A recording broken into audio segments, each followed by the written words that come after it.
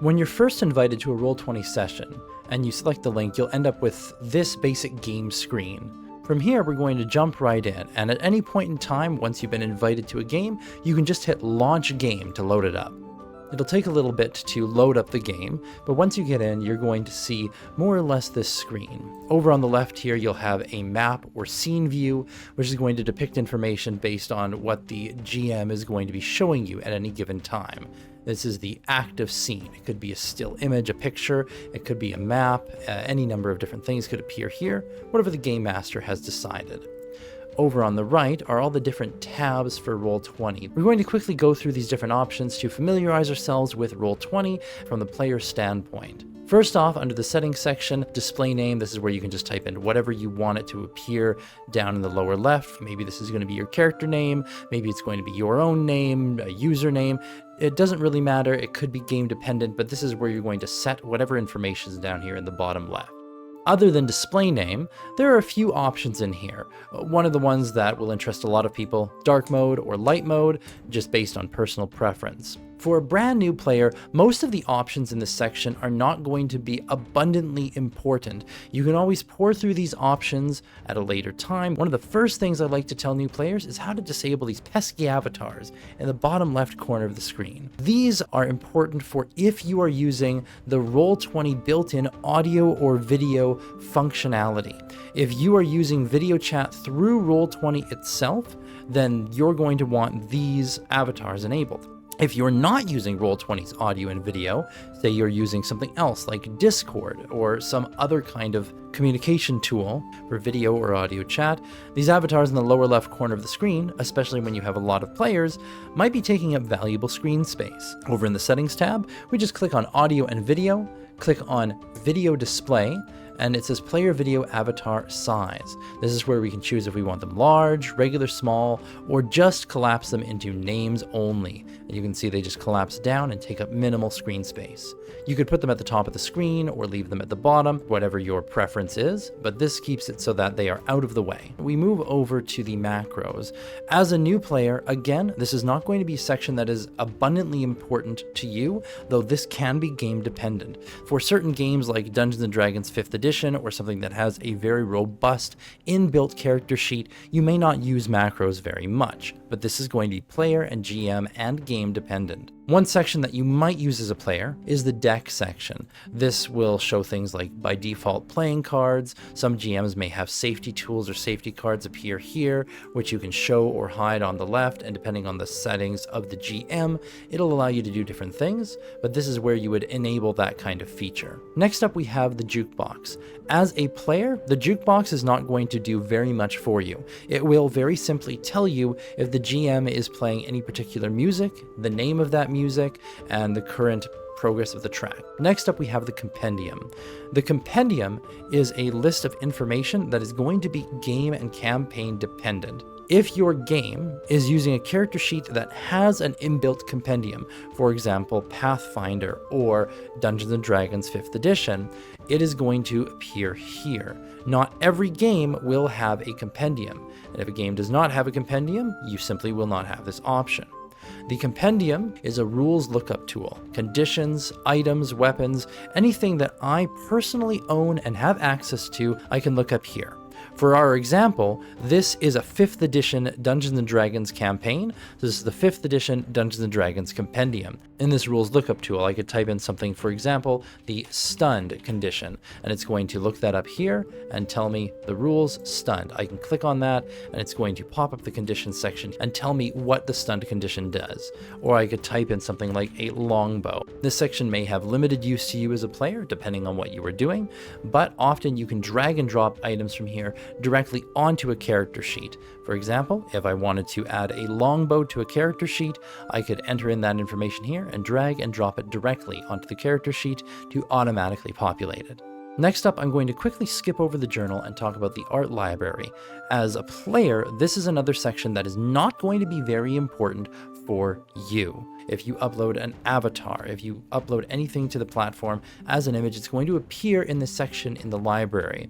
You can use this as a lookup tool to look up through free assets or any marketplace purchases you have, or you can click on My Library to look up anything that you personally have uploaded. This is mostly, however, a GM tool.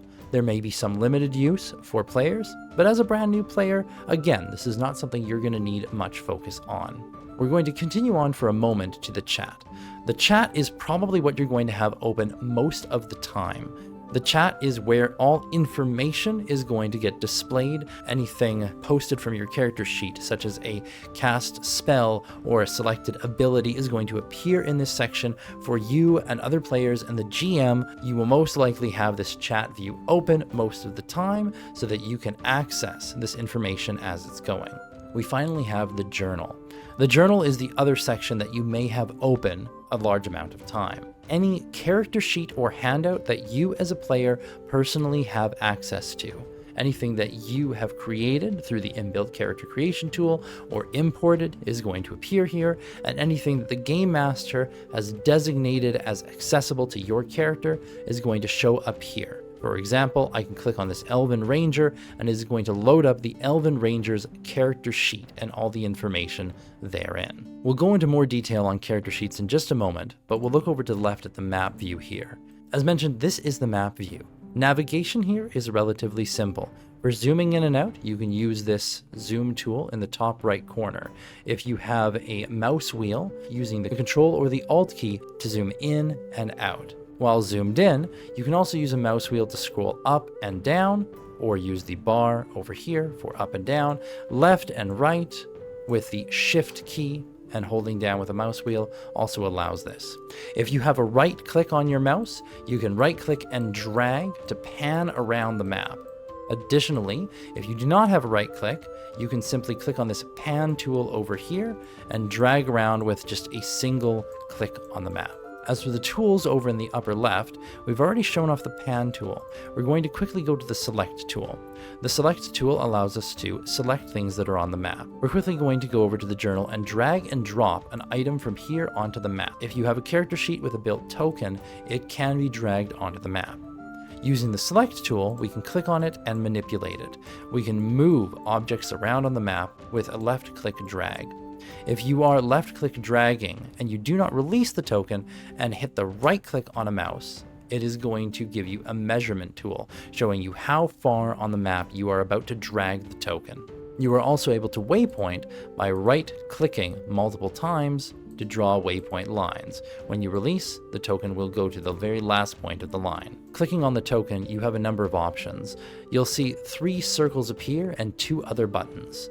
These circles allow you to store different information, which is going to be dependent on the game. Some GMs will store hit points in the green circle and perhaps the armor class in the blue one. Maybe you have keys stored in the red circle. This is going to depend a great deal on the game master and if they have any standardization for the game. Keep in mind that this can change from game to game, but these 3 circles can be directly bound to attributes on your character sheet. Below this, you have the settings and conditions. This allows you to assign different conditions to your token. These are simply visual indicators and markers. We can assign as many or as few as we like to indicate all sorts of different things that may be affecting our token. Now, as mentioned before, if you wanted to open up a character sheet, you can do so by going to the journal section and then selecting the character sheet of your choice, for example, this Elven Ranger. However, what you can also do is if you have a particular token on the map that you are attempting to get access to, you can open the sheet directly by clicking on the settings icon and hitting Open Character Sheet, or alternatively, if you hold down the Shift key on your keyboard and double click, it opens the sheet directly.